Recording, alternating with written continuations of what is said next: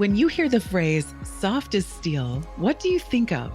While the word steel might conjure up images such as massive high-rise buildings, where does the soft part come in? And what exactly does this mean in our work and in our lives? Welcome to the Soft as Steel podcast with your host, Dennis Doran, featuring engaging conversations with a wide range of industry leaders around soft skills, how we practice love, inclusion, social justice, and compassionate leadership that's everlasting in the workplace. And now, here's Dennis Doran. Today's going to be fun. I've been blessed to meet some interesting, impactful, and fun people. My guest today is absolutely all of this and more. Jesse Hernandez says that he is a construction mind shifter, building a community of intentional leaders known as the emotional bungee jumpers, who, wow, he has had a long career in construction, first working for a mechanical contractor. His journey since is interesting, to say the least. So Jess knows the construction industry. Jess is an accomplished podcaster. His show, Learnings and Missteps, is a podcast committed to enhancing the image of careers in the construction trades. He accomplishes this by interviewing the men and women who have built careers in the construction industry. He's also the co-host of a live stream show titled No BS with Jen and Jess. Jess and his co-host both began their careers in the trades. Their beginnings have enabled them to have empathy for the worker, which drives their efforts to elevate respect and reverence for the trades. Jess and Jen, interesting combination. I listened to one of your episodes. Jess, welcome to the Soft as Steel podcast. Yes, thank you. Happy to be here. It's been a while. It's been in the oven for a minute, and now we're here. Now we're about to cook it until it's uneatable. Yeah.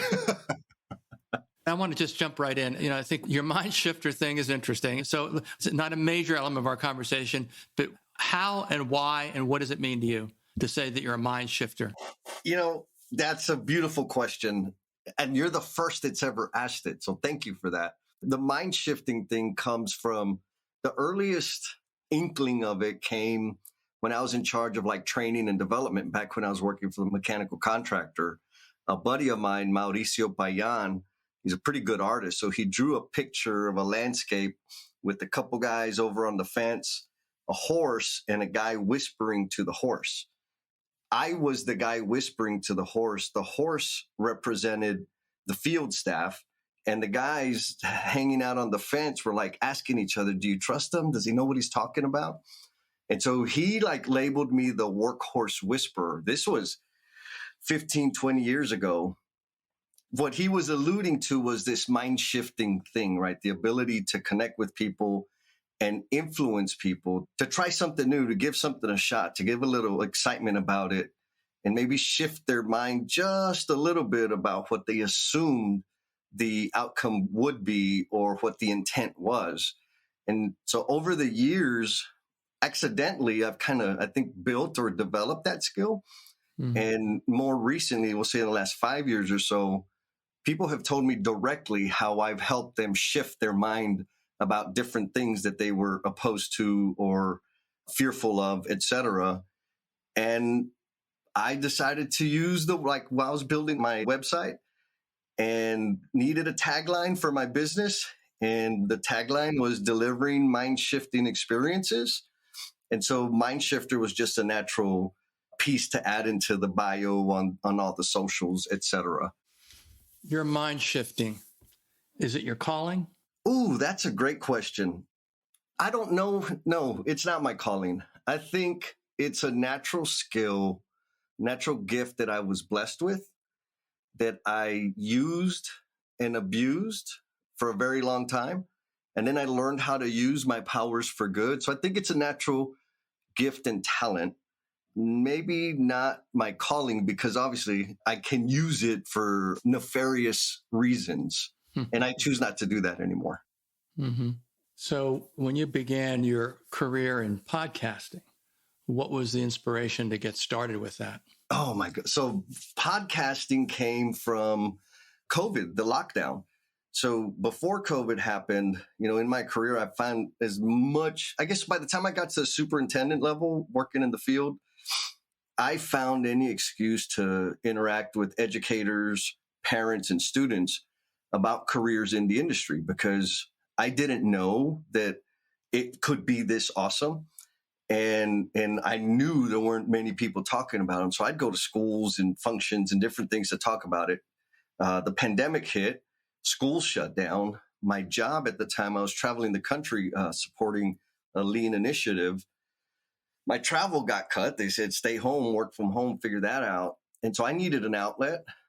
And I was whining about, oh my goodness, poor me. Here I am at home and I can't, go talk to the schools. The need to serve or do something outside of myself for others was heavy. And I was watching a biopic of Danny Trejo. And for whatever reason, part of his message helped me see, like, stop complaining. You have all the resources possible. You can make something happen. I had been interviewed by my friend Adam Gates. He's an architect here in San Antonio. He had interviewed me on his podcast maybe a year prior. So I hit him up and said, hey, I want to do this. He said, what do I need to do? And he says, well, you have a laptop, you have a headset. I said, yep. He says, you're ready to start a podcast. and so that was the deal, right? I decided, like, okay, I want to celebrate careers in the trades. And because of the podcast, I could do it a little differently. I wasn't talking about annual income and career, like degrees or any of that.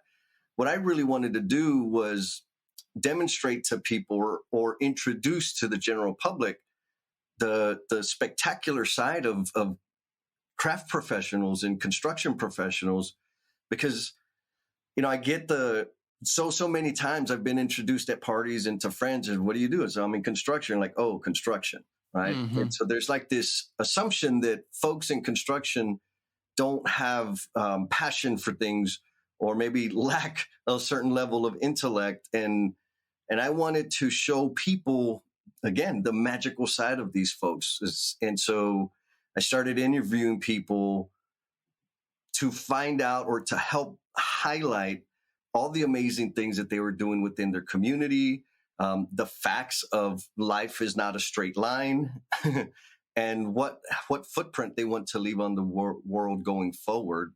Again, to show that, yes, they're professionals, yes, they're in construction, and they're doing spectacular, amazing things.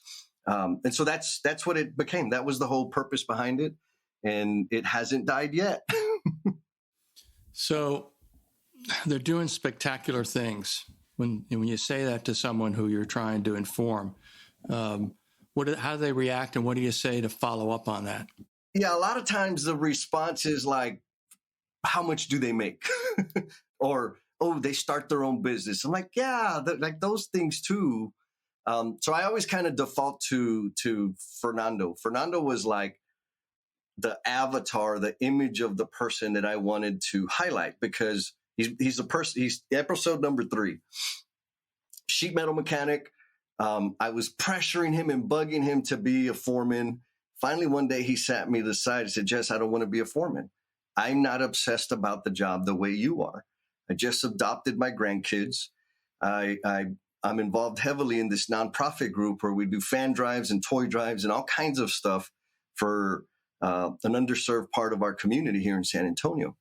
And if I took that job, I would have to leave my wife alone longer, and I wouldn't be able to volunteer and serve in the manner that I'm serving right now. And in that moment, it was like, when I talk about spectacular, he was making a conscious decision to leave a promotion and leave, $10, $15, $20,000 on the table so that he can serve in a greater manner. Mm-hmm. He was sacrificing his own, we'll say, financial gain and status maybe, and personal time to do all these things for the community. Now, if you look at when the picture of Fernando, it's the Lokes, right? It's the dark sunglasses, wrap around, bandana, ponytail, big stocky dude riding a Harley. Mm-hmm. Nobody assumes that person is serving his community, and he was. And so that's the example. I always, because it's easy, right? Because that one's a beautiful one. And Fernando, I owe him a lot because he really helped me come up through the trades when I was an apprentice. He knew me back when I was an apprentice, so he's got all kinds of dirt on me. But that's the story I share, and he's not the only one. Every single person I've interviewed, they're doing heroic things in their home, within their community, within their business, and they're also construction workers. So you actually, when you use the word spectacular, you're really talking more about, at least as much, if not more, about who the person is in their fuller life. You nailed it. Yeah. And so, and you use those stories to help people understand that there are people who are gifted in crafts. We call them tradespeople, but they also are much more than that by virtue of other choices and other things that they use their time for, and that's something which is, in your view, there are many, or at least more, if not many, people like that in construction. Oh yeah, tons. And to the point that if it wasn't for the fact that there were so many and still are so many folks of that caliber, that they motivated me and inspired me to continue to grow and learn and figure out how to finally serve and use my gifts and talents in service to others. Like, if it wasn't for how big a game they played, I would have kept playing the small game and just chasing the dollar. Mm-hmm. When you talk to young people, which I imagine you do, high school age and folks of that in that generation, and you talk about what a great opportunity construction is, do you tell those stories about the individuals making choices in terms of how they use their time, being active in their communities, being great family people, in addition to being just incredibly talented professionals in a craft? And how do they respond to it? Yes, I will. It's fun. It depends on the age group, right? The younger they get, the more apt they are to ask how much I make. And I don't mind telling them. So, the complexity of their questions differ. And so middle school and high school is like the ideal spot for me to really talk about the types of people, or the caliber of people that are in the industry, and the opportunity. Like, it's not necessarily the opportunity within the industry, because I think there's opportunity in any industry. I think it's the conditions that construction is, or being a craft person is, meaning we're given a pile of material, a pile of information, and a timeline, and we have to figure out how to make it work. Mm-hmm. That's not to say that people before us didn't, design and do a lot of really fancy math to get it to that state. But we have to transform that information and that material into something usable that is going to be in existence for a very long time. And we do that every single day. And so what that creates is a knowledge or an awareness that we can transform our surrounding, our environment, with our bare hands, with our knowledge and some sweat. And so when I'm talking to high school students, I'm really talking to them about that, like the figuring it out element of what building and construction, even service and repair maintenance is. Figure it out, right? Mm-hmm. And for students like me, the construction environment, for me, what I really try to highlight, and I know what helped me say that's what I'm going to do, is the amount of noise was good because all my ticks were hidden. The competitive environment was excellent because I am a competitive person. The physicality of the work, the dense sensory input that I was getting every day helped me stay calm, focused, learn, and grow. Mm-hmm. Whereas the classroom environment or office environment, it's not loud enough for me to hide in. Mm-hmm. There's not enough sensory input to help me stay calm. And so I help them to understand, like, if you have that type of energy, this may be the best conditions for you. And at all costs, please understand the conditions that you thrive in. Because if you need a controlled environment that's pretty static, that's stable, that doesn't change very much, construction is not the place for you. And so what I'm trying to do is inform them of like, stop, like, yes, money, that's kind of important, but think about the conditions that you grow in, and you can design and pick or even cultivate the conditions that are going to help you thrive and grow as an individual. And that's up to you. Mm-hmm. So that ninth, 10th, 11th grader says, instead of a question, he says something like the following. But, every once in a while I see construction and they look really dirty, and it looks like they really had to work hard. What does Jess say to those folks? I say, yeah, that's the awesome part. Like, if you're okay with, like, that's the other thing. Like, it doesn't matter what you choose. Anything you choose is going to take effort and sacrifice. You're going to have to learn, build new skills, do things dumb, mess them up, figure it out, and get better. So that's a truth no matter what profession you pick. Now, if you enjoy being dirty and sweaty, or maybe you don't mind it so much, yes, it's hard work. 100% it's hard work.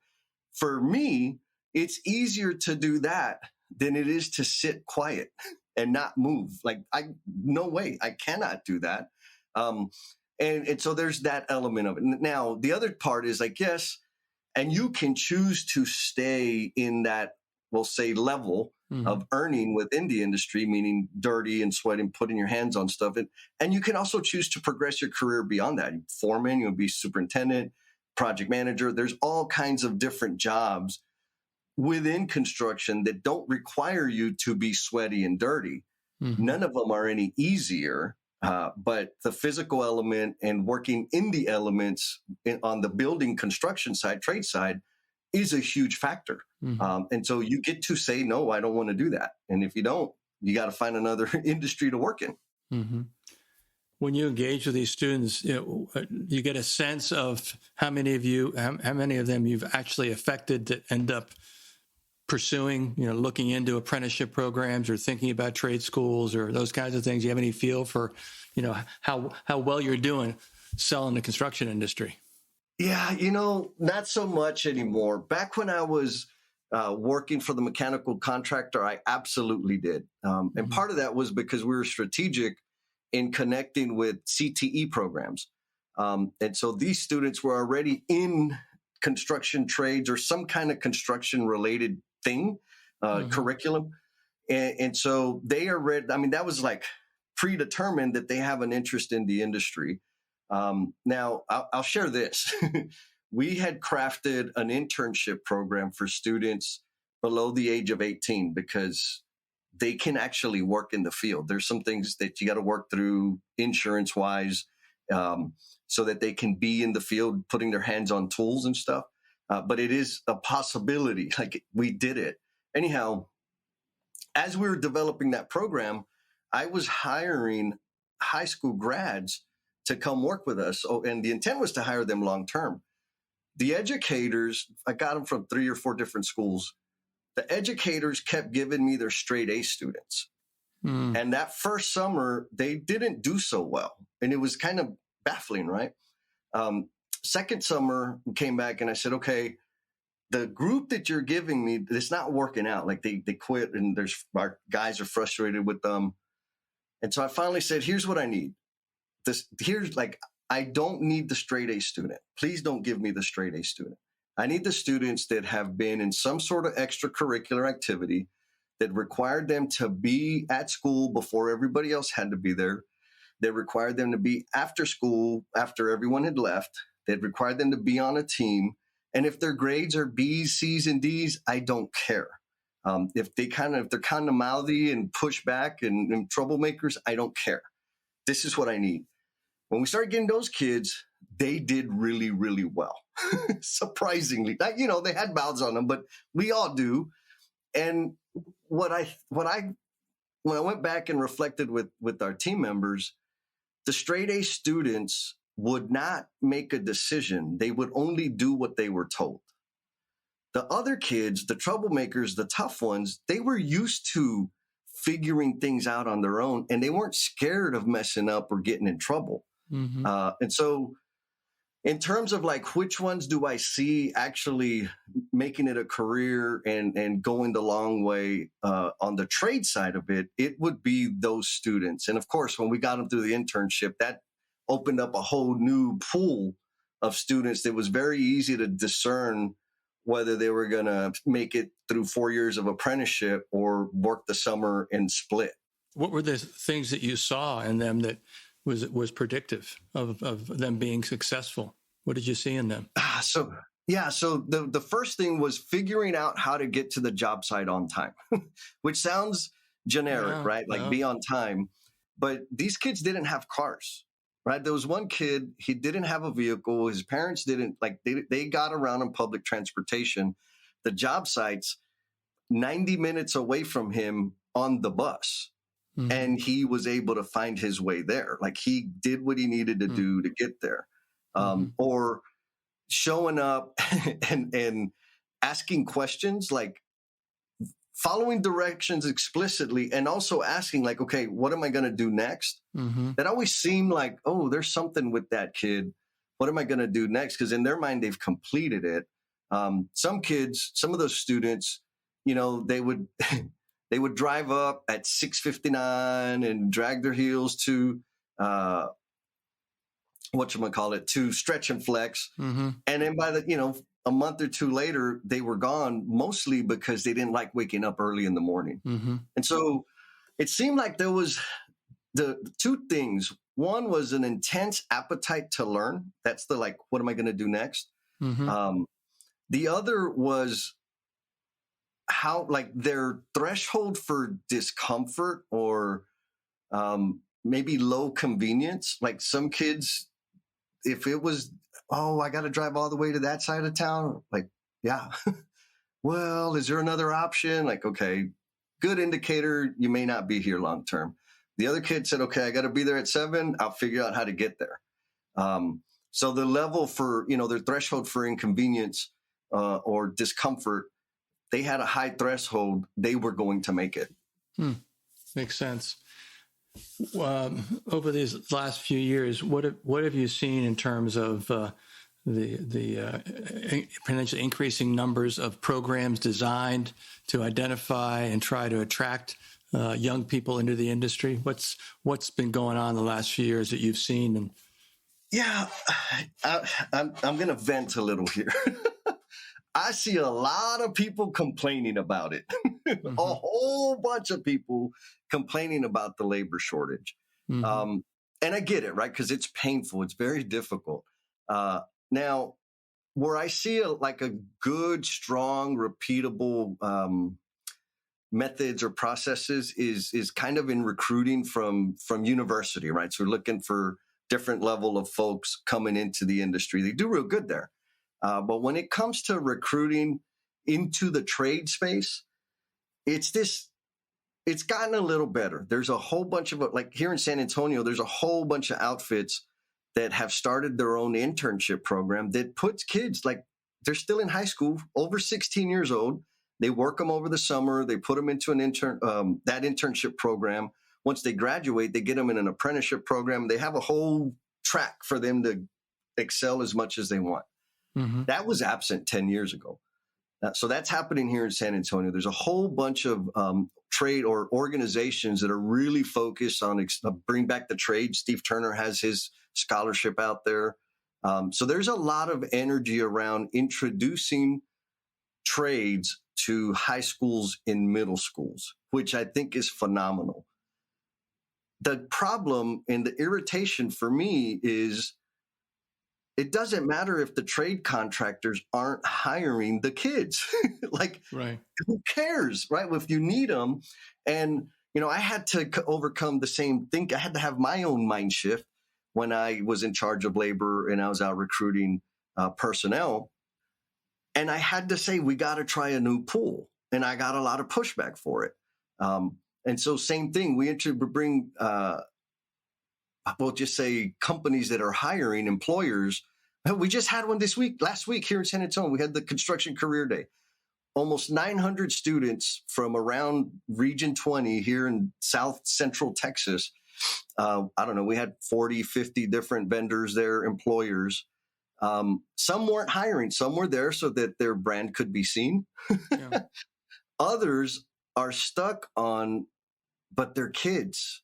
It's like, sure, but you need labor. So it's kind of like this thing. These schools are now graduating high school students with an OSHA 10 certification, with basic knowledge of plumbing system, electrical systems, tools, safety. Like they're coming out of high school with that knowledge base and still not getting hired.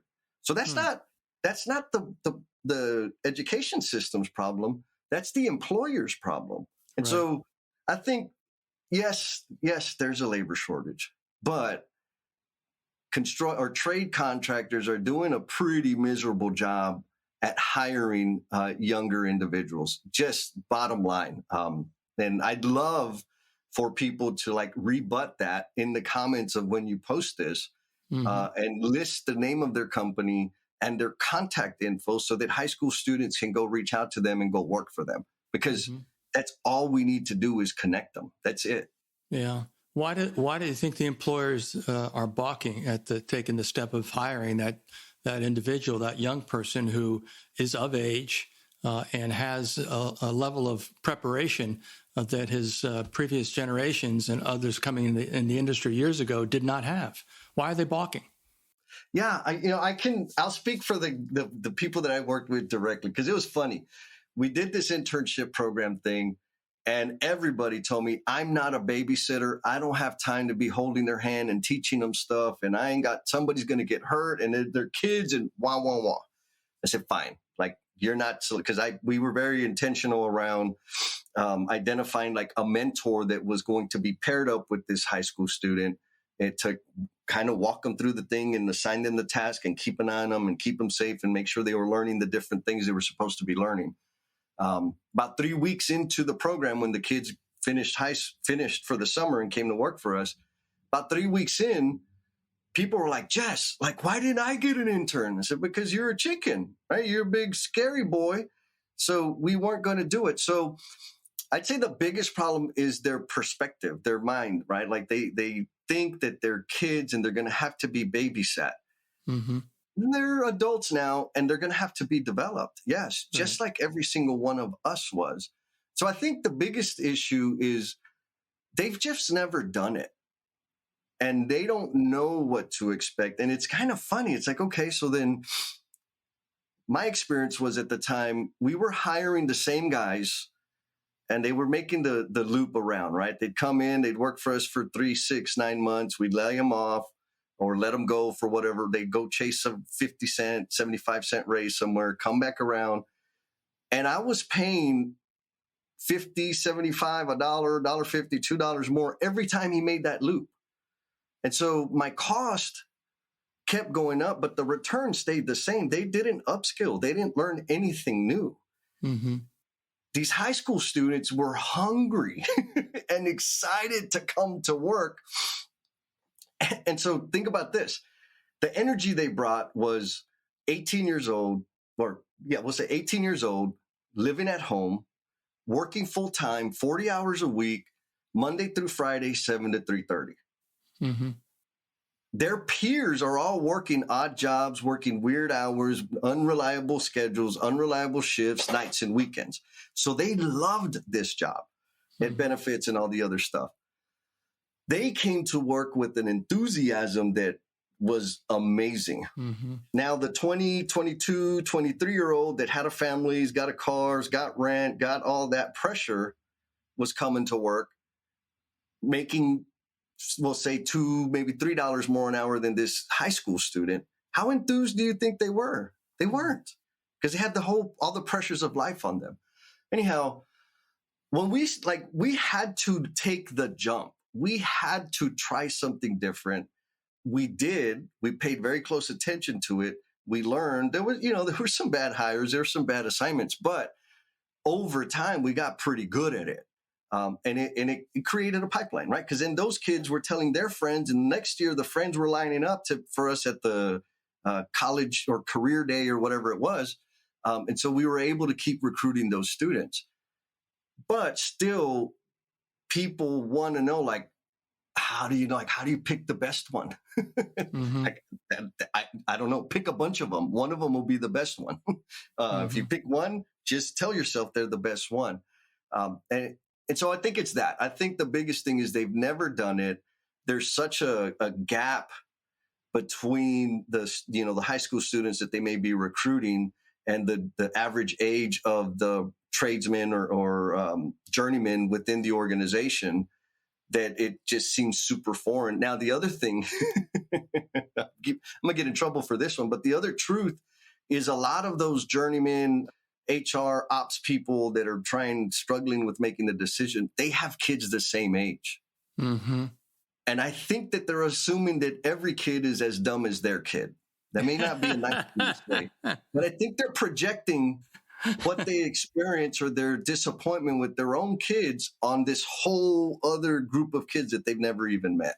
Mm-hmm. Call that generational bias. Generational bias, yes. Yeah, that's funny. I was saying just in front of a class of supervisors, foremen, superintendents, just the end of last week, we were talking about generational stuff. And I said, everybody still talks about the millennial being lazy, entitled, not good workers, not willing to work hard, on and on and on. I said, you know what? I said, if you're really honest with yourself and you think back on our generation, whatever generation you are, they were saying the same things about us when we were at the same age as those millennials are now. And it's hard to argue that. But the mind shifter is working on that problem, the mind shifter. Absolutely. So it's just the last question, because believe it or not, we're out of time already. That's ridiculous. It seems unfair. Yeah. Well, but the recording doesn't lie. What's the most significant thing that you believe the industry, and I mean the industry at its highest levels of leadership, needs to do to try to accelerate the attraction, retention, and development of the personnel they need to replace the ones that are retiring, in addition to dealing with the various and in some places increasing demands for personnel, for people? Yes. What do they got to do? This is really, really complicated. It's an ancient technology that many of us have forgotten about, and it's called listening. What was that? Exactly. Especially progressing through careers, right? We are all well trained and educated on how to get a message across, how to package the right delivery, how to introduce ourselves, but we're horrible at listening to understand where the other person is coming from. And it's funny because we sit in round tables, right, with all these professionals from whatever, workforce development and local community stuff and high schools and asking each other, why aren't kids coming into the industry? And there ain't nobody in the room that's under 25. Mm-hmm. You're asking the wrong person, right? Mm-hmm. Mm-hmm. And because there's several courageous leaders that I've worked with and that I currently serve as well, that are very purposefully listening to the pains, the wants of their people. And they're taking effort to minimize the burden that their people are experiencing. And when we do that, those people all of a sudden realize or find a little bandwidth of interest and energy to go and do something more for the organization. Mm-hmm. And so when I talk about listening, listen with our eyes, listen with our ears, pay attention to what's bringing pain to the people that we serve, mm-hmm. and then do something to minimize that pain. If we do that, it will cascade throughout the organization. And the answers that we're seeking, there's no silver bullet. The answers that we're seeking, we will start asking the people that have the answer. Mm-hmm. That's my answer. The mind shifter has spoken. What a great last thought. This has been an incredible conversation, fun as well. You're a little too relaxed and you have a little much of a tendency to smile, which is kind of annoying, but I'm just It's clear that you have a tremendous amount of energy around what you do. I would almost want to elevate you to a little higher stature and say that to me, you're almost like an evangelist. And we need more of those. I do my fair share. You're doing your fair share. I've met some other really interesting people that you know well that are out there in the podcasting world and other places. And we need to continue to be telling the story. And it's at noon, a different story. It's a story not about the past, but it's a story about the future. I thank you very much for being my guest today on the Soft as Steel podcast, my friend. Thank you, sir. You're welcome. Thanks for joining us today for this episode of the Soft as Steel podcast with your host, Dennis Doran. Dennis is the author of Soft as Steel and a leading speaker and trainer for organizations across many industries and verticals. To learn more about the work Dennis is doing to activate soft skills in the workplace, contact him at DennisDuranSpeaking.com. Be sure to check out his book, Soft as Steel, on Amazon or wherever books are sold.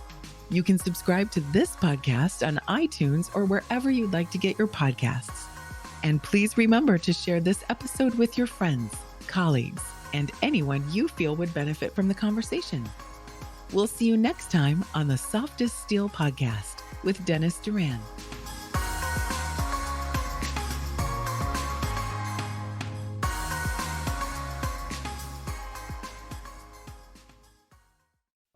Produced by Audivita Studios. Connect your voice to the world.